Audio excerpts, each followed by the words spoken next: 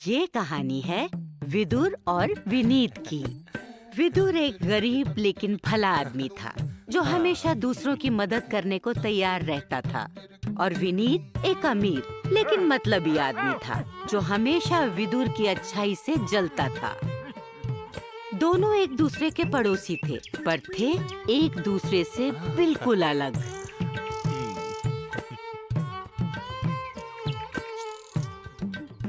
अरे आओ आओ, आ जाओ आ जाओ। आजकल बहुत गर्मी है। दाने पानी के बाद किसी घने पेड़ पर सो जाना।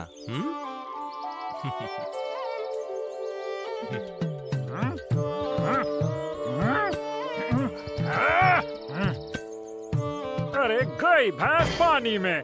यार तुम रोज इन कबूतर, चिड़ियों और कौवों को इकट्ठा कर लेते हो। अरे ये देखो, यहाँ मेरे आंगन को इन्होंने शौचालय बनाया हुआ है। खाते वहाँ हैं और जाते यहाँ हैं। अरे ये तुम्हारे बगीचे में लगे पेड़ पर रहते हैं ना, इसीलिए। किसी दिन ना मैं ये पेड़ ही कटवा दूंगा। ऊपर वाले के नाम पे कुछ दे दो बेटा, बदले में ऊपर वाला तुमको भी कुछ देगा। अरे तुम्हारी भैंस जाए पानी में। अरे काम ना धाम, सुबह सुबह आ जाते हैं भीख मांगने। अरे जाओ जाओ आके मांगो है। ऊपर वाला तुम्हारा भला करे। ऊपर वाले के नाम पे कुछ दे दो बेटा। ये लीजिए बाबा, आज काफी दिनों बाद आए। हाँ बेटा, बीमार हो गया था।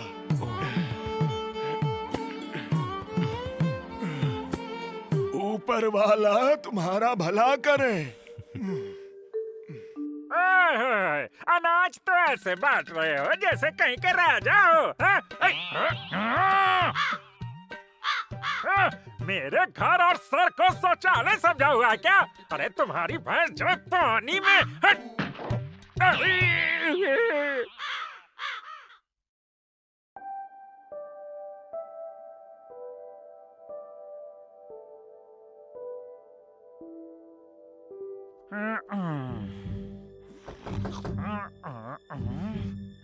गई भैंस पानी में।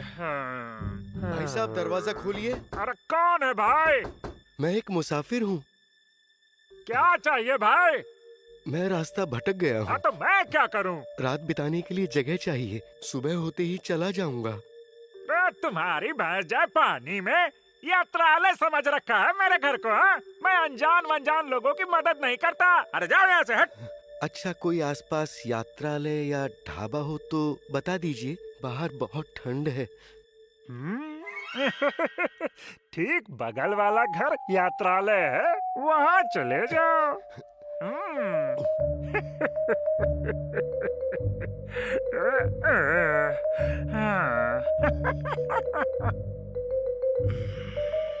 कोई है? दरवाजा खोलिए। कोई है? भाई साहब। हाँ? आप कौन हैं भाई? इतनी रात में यहाँ क्या कर रहे हैं? मुसाफिर हूँ, रास्ता भटक गया हूँ। रात बिताने के लिए जगह चाहिए थी, सुबह होते ही चला जाऊंगा। अरे हाँ हाँ, आ जाइए आ जाइए। रात काफी हो गई है, ठंड बहुत है और यहाँ आसपास कोई यात्रालय भी नहीं है। अंदर आ जाइए, आइए।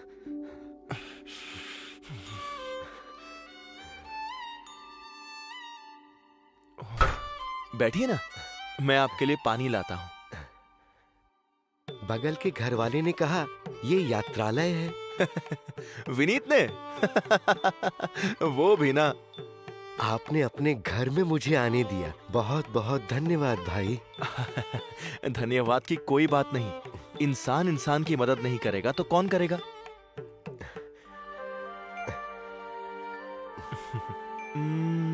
अच्छा ये बताइए, आपको भूख लगी है? आप कष्ट ना करें। भूख तो बहुत जोर की लगी है ना? आप बैठिए, मैं थाली लगाता हूँ। विदुर के यात्रालय में आपका स्वागत है। विदुर ने आदर के साथ न सिर्फ उस मुसाफिर को खाना खिलाया, बल्कि सोने के लिए अपना बिस्तर भी दिया और खुद चटाई पर सो गया।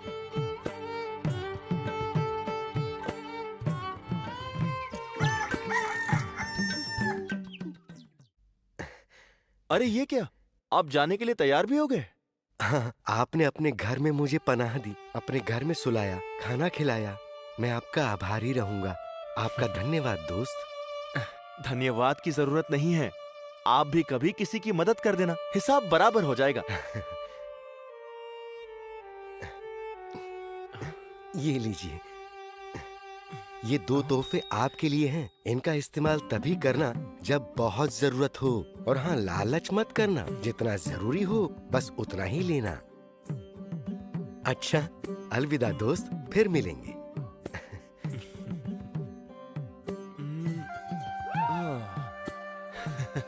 लगता है मुसाफिर मजाक कर रहा था। ये कपड़ा पसीना पोंछने और ये जग पानी भर के पीने के अलावा मेरे क्या काम आएगा? विदुर उस कपड़े और जग को घर के एक कोने में रखकर भूल भी गया। वो साल विदुर के लिए बहुत कठिन था। उसकी फसल अच्छी नहीं हुई, कोई कमाई नहीं हुई, और धीरे धीरे जमा किए पैसे भी खत्म हो गए। तो उसने सोचा कि क्यों ना शहर जाकर नौकरी ही की जाए।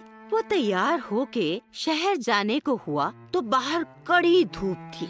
विदुर ने सोचा सर ढकने के लिए कोई कपड़ा ही ले लिया जाए। तो वापस घर के अंदर आकर विदुर कपड़ा ढूंढने लगा। तभी उसे दिखा। कहाँ रख दिया वो कपड़ा? ओह, ये रहा। अरे इस पर तो बहुत धूल है।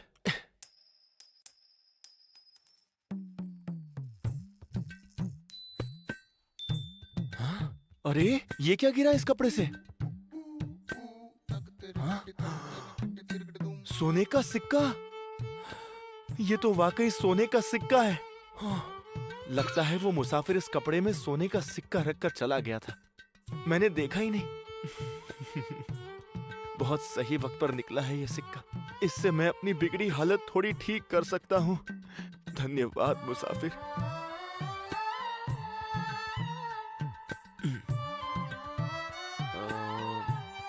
घर का सामान और चिड़ियों के लिए दाने ले लिए। अब हाँ, पूरी हलवा। भाई, एक पूरी हलवा बांध देना। बहुत भूख लगी है साहब। एक पूरी हलवा इनके लिए भी देना।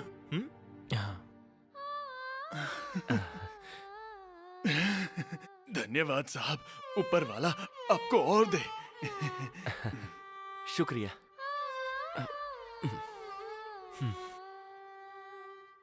अरे बंसी, लच्छा, गौरी, कैसे हो तुम लोग? आओ आओ, अंदर आओ। हम जानते हैं बाबू कि इस साल आपका फसल का बहुत नुकसान हो गया। आप हमको वापस खेत में काम पर भी नहीं रख पा रहे। पर हमारा इतना बड़ा परिवार है और खाने का कुछ भी नहीं। बच्चों ने सुबह से कुछ नहीं खाया है। अगर आप हमारा कुछ मदद कर देते तो। तुम लोग ये रखो, कुछ खाने का सामान है, और यहीं रुकना, मैं बस अभी आया, ठीक है?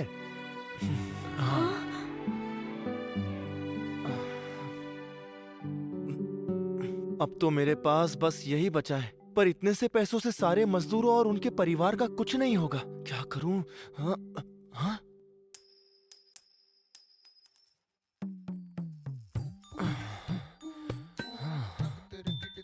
हाँ? ये तो सोने के सिक्के देने वाला कपड़ा है। वाह, ये तो कमाल हो गया। ये 2 तोहफे आपके लिए हैं। इनका इस्तेमाल तभी करना जब बहुत जरूरत हो, और हाँ, लालच मत करना। जितना जरूरी हो बस उतना ही लेना। अब समझा। जब जरूरत होती है तभी झटकने पर इस कपड़े से सिक्का गिरता है। मुझे इसका इस्तेमाल सोच समझ के करना होगा। चलो बाजार, मैं तुम्हें हफ्ते भर के खाने का सामान दिला देता हूँ, ठीक है? चलिए, और कल सुबह से सब वापस काम पर आ जाओ। कल से फिर हम खेत पर काम शुरू करेंगे। ठीक है बाबू, इस बार हम और ज्यादा मेहनत करेंगे। बाकियों को भी बता देना। आपका बहुत धन्यवाद बाबू। विदुर ने उस कपड़े से निकलने वाले सिक्कों का सही इस्तेमाल किया। अपने खेतों में ज्यादा से ज्यादा मजदूर रखे ताकि उनका और उनके परिवारों का पालन पोषण हो सके। और उसने हर जरूरतमंद की मदद भी की, जिससे वो पूरे गांव में मशहूर हो गया। धीरे धीरे विदुर का काम बहुत बढ़ गया और वह धनवान हो गया। अपनी मेहनत से सिर्फ मुफ्त के सिक्कों से नहीं, पर विदुर की दौलत और शोहरत देखकर उसका पड़ोसी विनीत जल भूनकर कोयला हो गया। उसकी भैंस गई पानी में। वाह!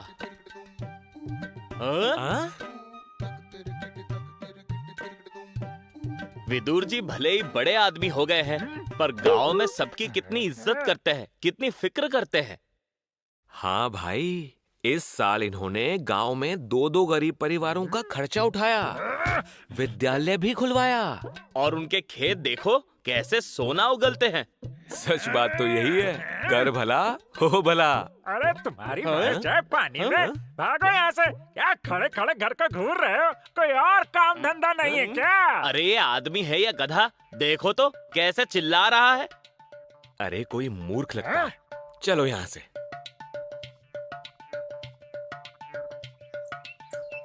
अरे ये विदुर कहाँ से अमीर हो गया, गरीब कहीं का? जरूर कोई राज है, पता लगाता हूँ।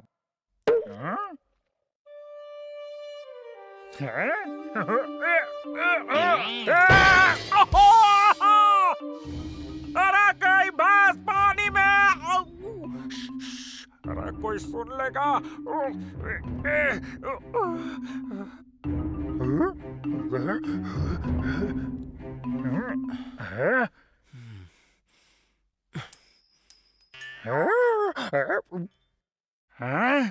गई भैंस पानी में, तो ये चक्कर है इसके धनवान होने के पीछे। अच्छा बच्चू।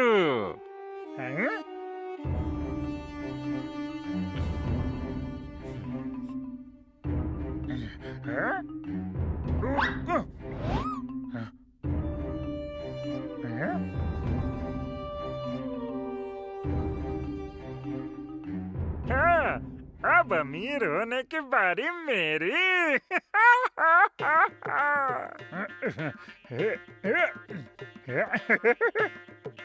मर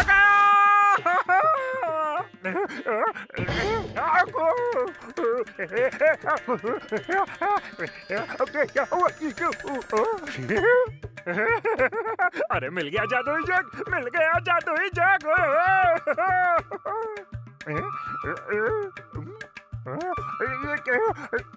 अरे निकल सोने के सिक्के, निकल निकल निकल, अरे निकल। लगता है चतुर विदुर सारा कपड़ा खाली कर गया। हो सकता है कि कल तक ये कपड़ा फिर सोने के सिक्के से भर जाए और ये जग पूरा लबालब सोने चांदी के जवाहरातों से भर जाए। इन्हें मैं ले जाता हूँ। गई विदुर की भैंस पानी में।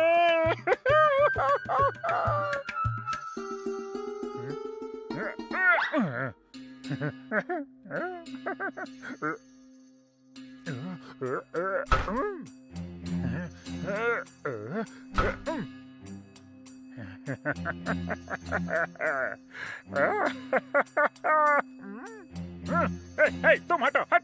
अभी तुम्हारा कुछ काम नहीं है, हटाओ। तुम आओ, देखे तुम्हारे अंदर क्या है मेरे लिए।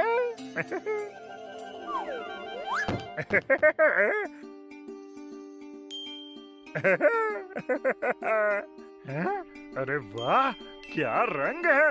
मैंने आज तक ऐसा सेब नहीं देखा। वाह वाह वाह वाह वाह। इसको खाऊं या ना खाऊं? पहले कोई मंत्र पढ़कर अपनी इच्छा बोलता हूँ। हाँ। आबराकाडाबरा, सेब को खा जा और मैं बन जाऊं सबसे बड़ा राजा।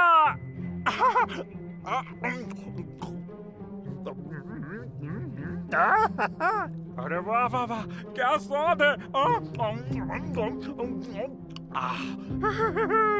अब मैं बनने जा रहा हूँ सबसे बड़ा राजा।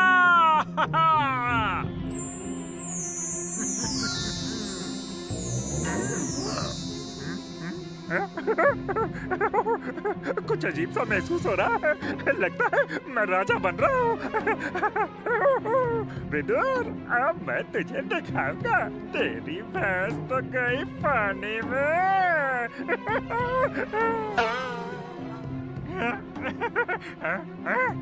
पूछ, राजा की पूछ होती है। अरे अरे ये क्या? अरे गई भैंस पानी में। राजा, अरे नहीं नहीं, मैं तो गधा।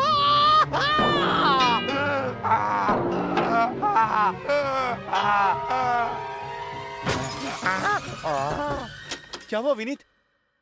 विनीत, विनीत! हाँ?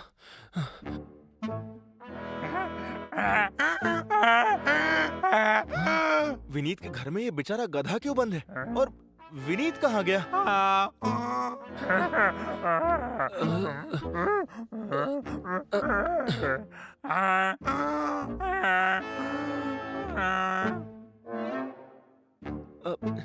क्या इस जग की वजह से तुम ऐसे बन गए?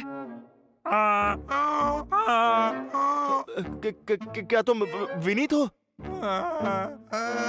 हाँ? ए जादुई जग, विनीत को फिर से इंसान बना दो। ए जादुई जग, विनीत से गलती हो गई, उसे माफ कर दो और उसे फिर से इंसान बना दो। वो अब कभी चोरी नहीं करेगा, वो कभी लालच भी नहीं करेगा, उसे फिर से इंसान बना दो।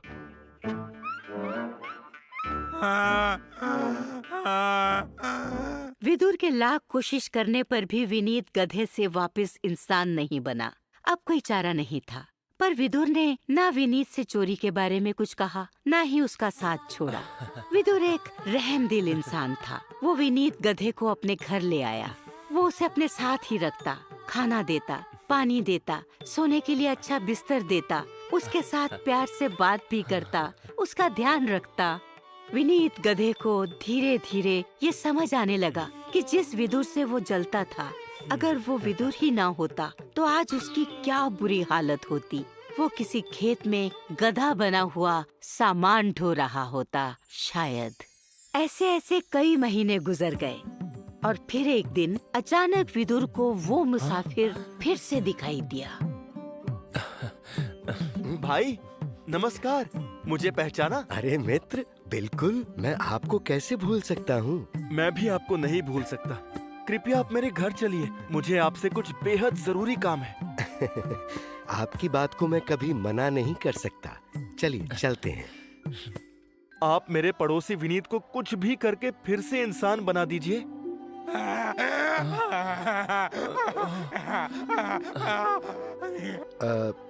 मैं इन्हें फिर से इंसान बना सकता हूँ, लेकिन उसके लिए आपको वो जग और कपड़ा मुझे वापस करना होगा।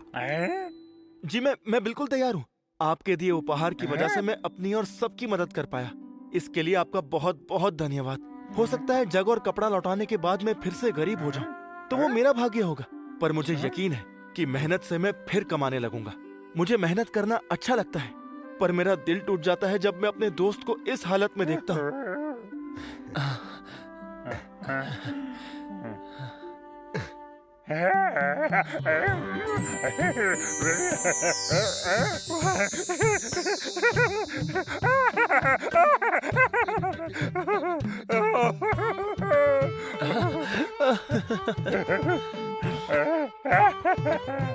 भाई, मैं तुम्हारा ये एहसान कैसे उतारूंगा? बहुत ही आसान है, तुम भी किसी की मदद कर देना और अब ना कहना कि गई भैंस पानी में। इसके बाद विदुर और विनीत एक दूसरे की मदद करते हुए जिंदगी बिताने लगे। उनके जीवन में कभी कोई मुश्किल आती तो वो दोनों मिलकर उसका सामना करते, अच्छे सच्चे दोस्तों की तरह। तो बताओ, इस कहानी से हमने क्या सीखा? हमने सीखा कि लालच और ईर्ष्या करना अच्छी बात नहीं है। अच्छी बात है लोगों की मदद करना। अब अपनी सुधा आंटी को बाय बाय कहो। अगली बार फिर मिलेंगे। एक नई कहानी और एक नई